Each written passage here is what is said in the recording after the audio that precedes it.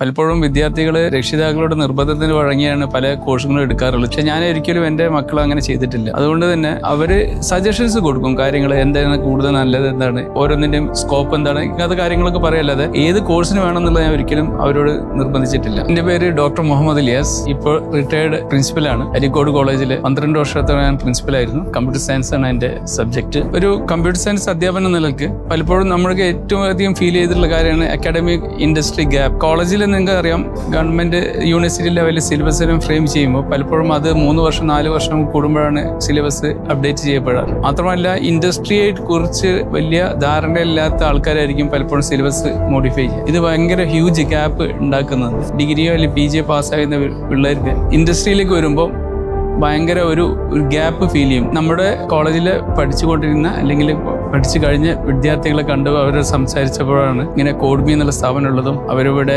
ട്രെയിനിങ്ങിനായി വന്നതും പിന്നെ പ്ലേസ്ഡ് ആയതല്ല കാര്യങ്ങൾ അറിയാൻ ഇടയായത്. അങ്ങനെ ഈ സ്ഥാപനത്തെ കുറിച്ചൊക്കെ കൂടുതൽ അന്വേഷിച്ചു.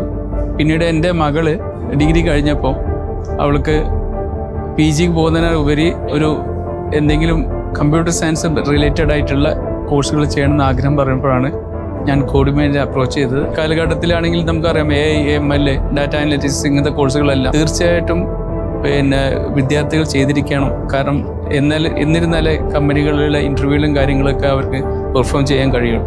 മകള് ഇവിടെ ചേർന്നതിന് ശേഷം പ്രത്യേകിച്ച് IT ബാക്ക്ഗ്രൗണ്ടിലായപ്പോൾ ഇനീഷ്യൽ കുറച്ച് സ്വാഭാവികമായിട്ടും ചെറിയ ബുദ്ധിമുട്ടുകളുണ്ടാവും. ആ സമയത്ത് ഞാൻ വീട്ടിൽ നിന്ന് കാര്യങ്ങളൊക്കെ ഹെൽപ്പ് ചെയ്ത് കൊടുക്കാറുണ്ട്. പെട്ടെന്ന് പിക്ക് ചെയ്യാൻ പറ്റി. കാരണം എന്ന് പറഞ്ഞാൽ കമ്പ്യൂട്ടർ സയൻസിന്റെ കേസിൽ പിന്നെ IT ബാക്ക്ഗ്രൗണ്ട് ആണോന്ന് നിർബന്ധമൊന്നുമില്ല. പെട്ടെന്ന് നമുക്ക് കാര്യങ്ങൾ എന്താ പറയുക, ഒരു അത്യാവശ്യം കാര്യങ്ങൾ മനസ്സിലാക്കാൻ പറ്റുന്ന ആർക്കും കമ്പ്യൂട്ടർ സയൻസിലേക്ക് വരാവുന്നതാണ്. അതുകൊണ്ട് തന്നെ അവൾ പെട്ടെന്ന് പിക്ക് ചെയ്തിട്ടുണ്ട്. കാര്യങ്ങളെല്ലാം പഠിച്ചു കഴിഞ്ഞു. ഇപ്പം ഡാറ്റ അനലിറ്റിക്സിന്റെ ജോബിലേക്ക് പ്രവേശിക്കുകയും ചെയ്തിട്ടുണ്ട്.